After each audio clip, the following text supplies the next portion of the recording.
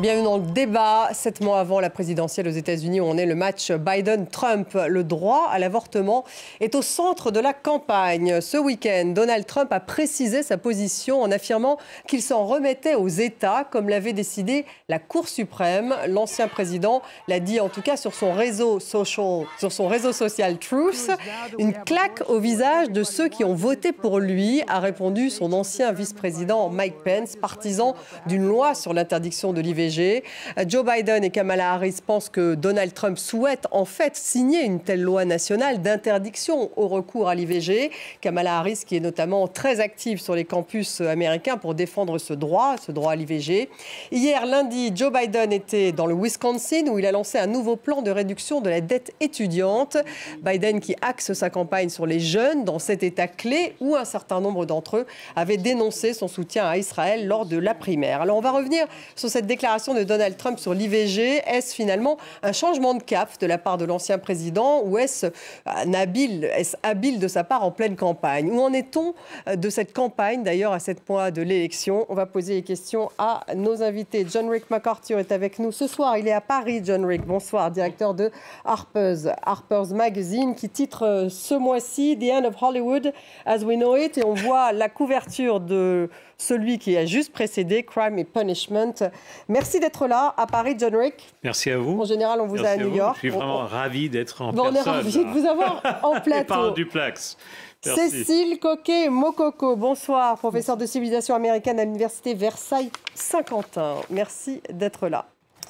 L'avortement, donc au cœur de l'élection présidentielle américaine. Donald Trump qui affirme donc qu'il va s'en remettre aux États, comme l'avait décidé la Cour suprême. On fait un point en image avec Florent Rodeau. C'est un sujet central de la prochaine présidentielle américaine, l'avortement. À 7 mois du scrutin, surprise de taille, Donald Trump estime qu'il revient à chaque État de décider de sa législation. Les États devront choisir par un vote ou par une loi. Et ce qu'ils décideront devra être la loi de l'État. De nombreux États seront différents. Beaucoup auront un nombre de semaines différents et certains seront plus conservateurs que d'autres. Un changement de cap pour l'ancien président, lui qui se targue publiquement d'avoir nommé pendant son mandat 3 juges conservateurs à la Cour suprême qui ont ensuite contribué à mettre fin à la protection fédérale de l'IVG. C'était à l'été 2022. En virant de bord après un an de flou sur cette question, Donald Trump renonce à ses convictions et tente une nouvelle stratégie politique. Sera-t-elle payante? Pour beaucoup d'observateurs, rien n'est moins sûr. Exemple, en Floride, un État que l'ancien locataire de la Maison-Blanche a remporté en 2016 et 2020.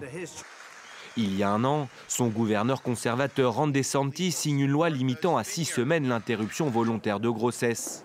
Une période pendant laquelle de nombreuses familles ignorent être enceintes. Donald Trump la qualifie alors d'erreur terrible. Les juges de la Cour suprême floridienne la valident pourtant le 1er avril 2024, mais ils estiment dans le même temps que les électeurs de l'État auront le droit de choisir en novembre prochain d'autoriser l'IVG jusqu'à 24 semaines, à condition de réunir 60% des votes. Une perspective qui pourrait mobiliser massivement les jeunes et les femmes en Floride, pourtant considérés comme acquis aux républicains. Côté démocrate, Joe Biden n'a pas manqué de moquer la position d'équilibriste de son rival. Le président américain affirme que Donald Trump s'est empêtré dans sa position. Il l'accuse d'avoir retourné sa veste pour éviter d'être sanctionné par les électeurs qui le verraient comme responsable de la fin de l'IVG au niveau fédéral. John Rick MacArthur, est-ce qu'effectivement c'est un changement de cap pour Donald Trump? Oui, c'est un changement de cap, mais vous étiez trop gentil là, alors que vous avez dit qu'il avait précisé sa position. Il n'y a jamais quoi que ce soit comme précis chez Donald Trump. Mais il a clairement reculé parce que les chrétiens de la droite espéraient bien sûr qu'il allait appuyer une nouvelle loi fédérale qui mettrait une interdiction fédérale sur les avortements après 6 semaines ou quelque chose comme ça. Alors, il voit bien que c'est perdant. Mais c'est perdant pourquoi vous dites? C'est perdant parce qu'il sait qu'il y a plusieurs États qui ont promulguer des amendements dans les constitutions de l'État. Parce que rappelez-vous qu'il y a 50 constitutions dans 50 États différents qui garantissent le droit à l'avortement. Mais finalement, ce qu'il a dit, c'est qu'il faut vraiment miser sur les banlieusards, les républicaines modérées, qui soutiennent, toutes, le droit de l'avortement, bien qu'elles soient des républicaines de foi. Donc c'est un switch, vous êtes d'accord, c'est Coquet Mokoko finalement, de parier sur cet électorat féminin plus au centre, républicaine, mais plus au centre? C'est assez compliqué de voir où va Donald Trump, dans la mesure où en 1999, il s'était dit très en faveur de l'avortement, et en 2016, il avait commencé à envisager que les femmes qui recouraient à l'avortement soient punies d'une manière ou d'une autre, en restant dans une imprécision totale.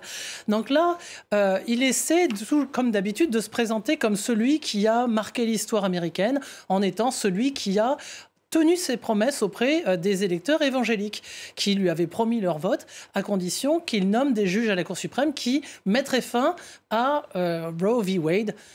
Donc cet arrêt de la Cour suprême qui autorisait, qui rendait constitutionnel, qui validait la constitutionnalité de l'avortement jusqu'à 23-24 semaines.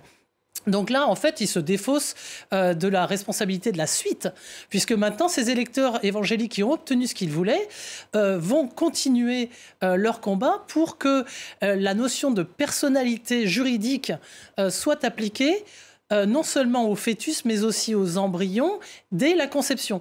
Ce qui est une doctrine catholique au départ, qui n'était pas celle des évangéliques, mais qui l'est devenue à partir des années 80. Donc il se démarque des évangéliques finalement, et est-ce qu'ils ne risquent pas justement de perdre une partie de cet électorat? Non, parce qu'ils n'ont rien. Il n'y a aucun candidat qui représente les pensées, les idées, les souhaits des chrétiens évangéliques. Mais ce que j'allais dire, c'est que il y a autre chose en jeu là, et j'ai dit, je me moque de Trump, c'est très facile de se moquer de Trump, mais il a quand même il est fébrile, disons, il ressent les peurs, les souhaits, etc., les méchancetés des gens, des citoyens américains, et c'est vrai, nous avons publié un essai dans Harper's, je me suis rendu compte avant de venir, par une ancienne prostituée qui revendique le droit de ne pas être enceinte, que c'est un droit fondamental. Jamais elle affronte la question de l'avortement, à quel point on peut finir avec le bébé. Et pourquoi? Et c'est parce qu'elle est radicale. Alors, il y a un côté radical du mouvement anti-avortement dont Trump profite, parce que vous avez bien noté, mesdames, que il a accusé dans sa vidéo les démocrates d'assassinat, de permettre le meurtre de bébés après 9 mois, après l'accouchement. Mais c'est absolument hallucinant. Mais il y a des gens qui se disent, c'est vrai, il y a quand même des radicaux parmi nous qui refusent de préciser la date limite pour l'avortement. Et c'est vrai, dont notre écrivaine, là. Donc, mais au final, parce que les démocrates... Et les gens ressentent cette peur, cette immoralité. Mais les démocrates, eux, Biden et Kamala Harris, l'accusent justement en fait de vouloir mettre en place une loi fédérale d'interdiction de l'IVG. C'est ce qu'ils disent. Donc, quelle est l'intention véritable de Trump et que fera-t-il si jamais il gagne ? Alors, avoir une loi fédérale interdisant l'IVG à travers le pays, ce serait le souhait de groupes très conservateurs, effectivement. À mon avis, l'animal politique qui est devenu Donald Trump ne va jamais faire ça.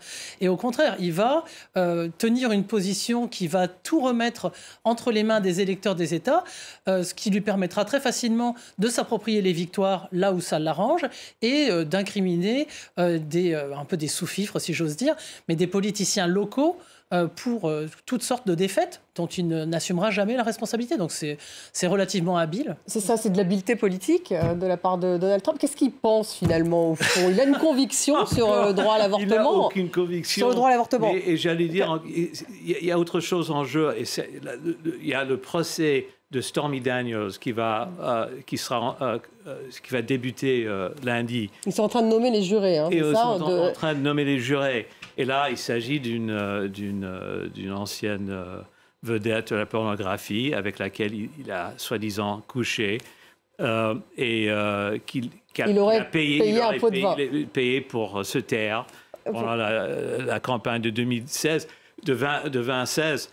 Mais en même temps, il y a deux autres histoires de hush money, comment dit-on, de paiement à des gens pour se taire. Et un des paiements, il s'agissait d'une histoire un article qui allait sortir dans un journal de sensation, qui aurait reporté que Trump avait payé pour l'avortement d'une copine. Ils ont retiré l'histoire à la dernière minute, j'imagine, mais ça pourrait sortir de nouveau pendant le procès. Et je pense qu'il y a une possibilité qu'il a annoncé sa nouvelle, entre guillemets, position sur l'avortement, justement pour distraire les gens du procès, Stormy Daniels. C'est toujours, oui, en fait, comment dit-on, faire diversion. Il fait diversion. Il fait diversion. Oui, la stratégie des démocrates, tout de même, Cécile Coquet-Mococo, c'est de mettre beaucoup en avant ce droit à l'avortement parce qu'on sait qu'ils avaient gagné de nombreuses voix, y compris d'ailleurs aux législatives, à la Chambre des représentants, parce que justement les républicains sont contre l'avortement. Est-ce que c'est ça, ce thème tout de même, qui risque de faire la différence? Et est-ce que finalement, avec cette position-là, Donald Trump ne brouille-t-il pas un peu les pistes? C'est certain qu'il est de l'intérêt des politiciens des deux camps d'avoir des questions clivantes qui permettent aux électeurs de se prononcer en ayant à réfléchir que sur un sujet de société, ce qu'on appelle wedge issues aux États-Unis. Donc une question qui fait vraiment clairement la distinction entre un camp et un autre.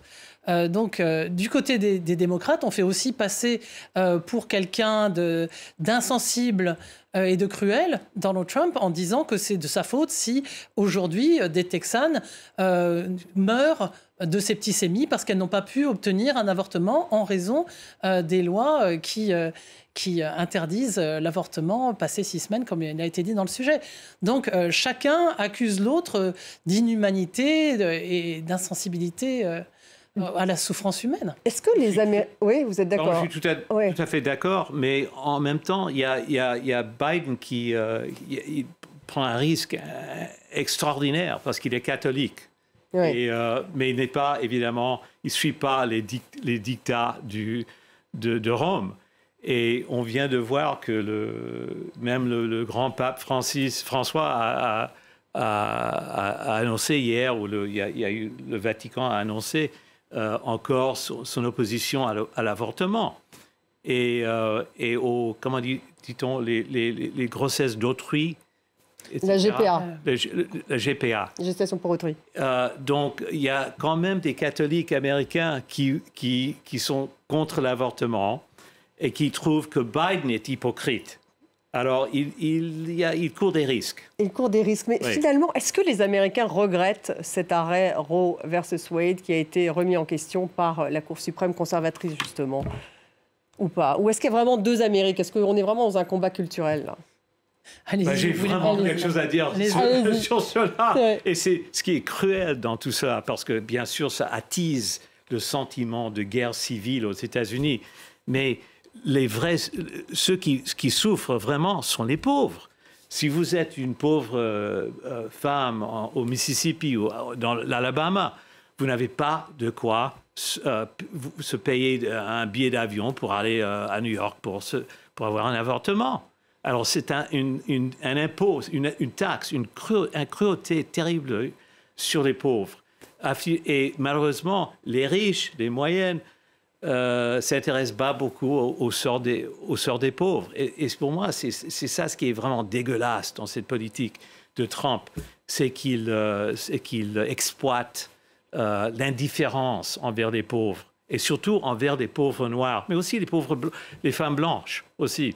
Et donc, vous pensez que cet arrêt de la Cour suprême, est-ce qu'il y a un regret du côté des Américains ou est-ce qu'il y a effectivement deux Amériques tout de même qui s'affrontent sur cette question? Et là, dans l'État, dans le Kansas, c'est dans le Kansas qu'on a passé l'amendement pour garantir le droit à l'avortement. Je ne suis pas certain, mais les gens bien du Kansas sont très contents. Parce que maintenant, tout le monde a le droit à l'avortement. Mais on ne s'intéresse pas beaucoup aux pauvres dames dans l'Alabama ou dans le Mississippi qui n'ont pas le droit et qui n'ont aussi pas le moyen de sortir de l'État pour se faire avorter. L'avortement banni donc dans l'Alabama, en Louisiane, dans le Mississippi, très restreint en Caroline du Sud aussi, ni en le Géorgie. droit, ni l'argent pour se faire avorter. Et c'est cruel.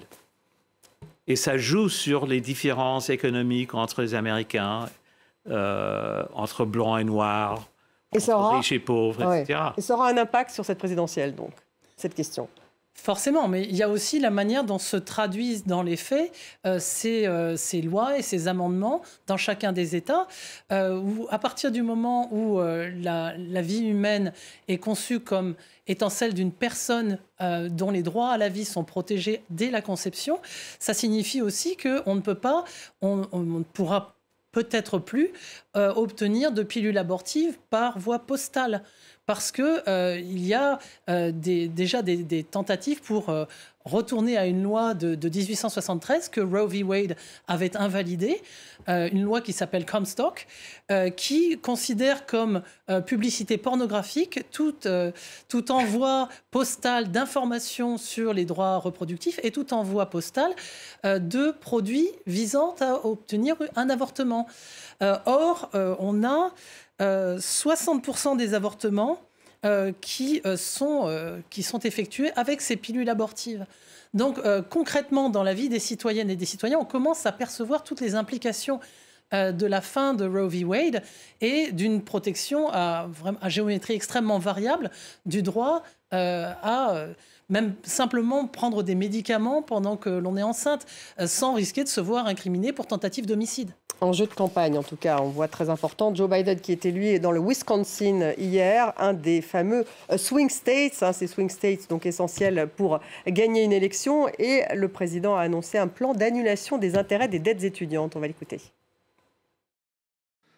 Aujourd'hui, trop d'Américains, en particulier les jeunes, sont accablés de dettes insoutenables en échange d'un diplôme universitaire. La capacité des travailleurs et de la classe moyenne à rembourser leurs prêts étudiants est devenue si lourde que beaucoup ne peuvent pas le faire, même des décennies après avoir fait des études. Je ne cesserai jamais d'alléger la dette étudiante des Américains qui travaillent dur, et c'est uniquement dans l'intérêt de l'Amérique que nous le faisons. Et encore une fois, c'est pour le bien de notre économie. Là, il s'adresse aux jeunes, John Rick MacArthur. Oui, mais la difficulté là, c'est qu'il y a une haine contre le Parti démocrate. J'en parle toujours à cause de la perte d'emploi dans les États dans le Grand Midwest, la délocalisation au Mexique et en Chine, etc. Alors, ce sont les vieux qui sont toujours vraiment en colère contre les démocrates et contre Biden, Clinton.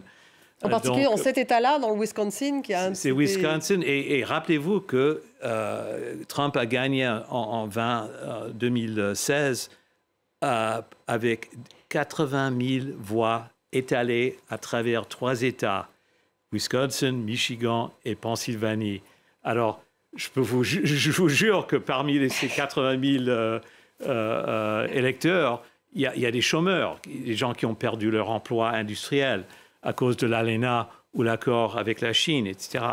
Et c'est à eux qu'il faudrait que Biden s'adresse, et pas aux jeunes, parce que les jeunes votent beaucoup moins que les vieux. Ils votent moins, mais... Ou les moyens. Oui, ils votent moins, vous êtes d'accord, Cécile, ils votent moins, mais peut-être qu'ils peuvent faire une différence en votant plus cette fois. Il faut les convaincre, c'est ça ? C'est justement pour ça que Biden et Kamala Harris essaient autant d'associer la défense des droits reproductifs à leur ticket. Parce que comme on a aux États-Unis un bulletin de vote où tout est regroupé, si on se déplace pour défendre le droit à l'avortement, autant aussi cocher une case ou cliquer sur le nom d'un candidat qui est associé à cette cause-là. C'est le message qu'ils essaient de faire entendre. L'élection présidentielle qui va dépendre donc de 7 États, ces fameux swing states, John Rick, avec, lorsqu'on lit le Washington Post d'aujourd'hui, des disparités sur ce droit de vote très importantes d'un État à l'autre. C'est ça quand même qu'il faut expliquer aux téléspectateurs, avec en plus, et ils sont mouvants en plus, ces droits de vote, puisque par exemple, lorsque vous allez dans le Michigan, donc l'un de ces fameux swing states, le vote anticipé devrait être facilité, puisqu'il devrait y avoir 9 jours pendant lesquels on va pouvoir voter avant le jour J. Donc, et le Michigan est géré par des démocrates, alors que par exemple en Caroline du Nord, qui est un État donc républicain, les électeurs vont devoir montrer leur carte d'identité, ce qui est quand même, il faut expliquer que c'est très rare aux États-Unis de devoir montrer sa carte d'identité pour voter. Et en plus, les votes anticipés vont être limités. C'est un État géré par les républicains. Donc là aussi, ces espèces de tripatouillage État par État, ça joue un rôle. Ça joue un rôle, oui, surtout. Et c'est intéressant parce qu'on n'a pas parlé de la menace venant de Robert Kennedy Jr. C'est une vraie menace candidat, pour vous, oui. La menace envers Biden. Parce que Kennedy, bien sûr, c'est un nom de famille très important dans la politique américaine.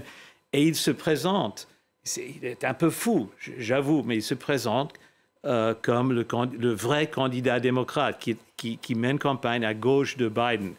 Et en ce moment, il y a le Parti démocrate qui fait toute leur force pour empêcher Kennedy de se présenter dans beaucoup d'États. Parce qu'on est encore dans les primaires. Parce que c'est plus question des primaires maintenant, c'est l'élection générale. Aussi. Parce que s'il se présente, on arrive aux urnes, on est un peu indécis sur Biden et Trump, et vous êtes quand même... on voudrait garder le droit de l'avortement, je ne sais pas. Mais on voit Kennedy devant vous, on se dit, voilà, ça c'est... Le candidat classique démocrate. Ça, c'est John Kennedy, c'est Robert Kennedy, etc. Voilà mon choix. Et donc, il pourrait effectivement... Et il pourrait tirer plus de voix de Biden que de Trump, parce qu'il mène campagne à gauche, des deux. Et donc, être une menace pour Biden, Cécile Coquet-Mococo ? Oui, mais il joue aussi la petite musique du candidat anti-système, ce qui est assez ironique pour quelqu'un qui porte ce nom de famille. Oui. Et donc, certains analystes pensent aussi qu'il pourrait aller grappiller des voix du côté des républicains qui ne souhaitent pas voter pour Trump et qui veulent quelqu'un de nouveau et d'un peu moins vieux. Oui, ça pourrait annuler, l'un et l'autre pourraient être annulés. L'effet Kennedy pourrait être annulé, mais en tout cas, ce sont les démocrates qui font le plus grand effort pour abroger le droit de se présenter à Kennedy, je veux dire, de l'interdire. Parce que pour l'instant, donc ça, on le saura quand ? À la Convention, lors de la Convention, ça va prendre des mois et des mois, parce qu'il y aura des procédures légales partout. Parce que Kennedy est avocat, il va lutter pour le droit de se présenter sur les bulletins de vote dans le Wisconsin, dans le Michigan et dans la Pennsylvanie. Et c'est très, très important. Parce que s'il prend 3%, 2%, 1% de Biden dans un de ces 3 États, ça pourrait faire basculer l'élection pour Trump. Une dernière chose avant de terminer cette émission. Sur le coût de la campagne, on dit que ça sera la campagne la plus chère de l'histoire des États-Unis. Biden qui a déjà récolté 92 millions de dollars, Trump 85,3 millions de dollars. Et les dons des super riches vont plutôt vers Joe Biden. C'est vrai, absolument. Et pourquoi ? Parce que Wall Street, le Parti démocrate, c'est le parti de Wall Street. Et c'est le cas depuis les années 90. C'est Clinton qui a fait basculer le Parti démocrate vers Wall Street et il a complètement laissé tomber les syndicats. Et je vous jure, il y a des syndicalistes qui votaient démocrates, qui voteront pour Trump en novembre, qui ont voté pour Trump déjà en 2016 et en 2020. Et Trump qui doit payer une amende de 355 millions de dollars. Je ne dis pas que c'est logique. Je dis simplement qu'il y a une haine, il y a un sentiment de déception dans la classe ouvrière énorme. Et on vise surtout les gens comme Biden et Clinton, les classiques du Parti démocrate.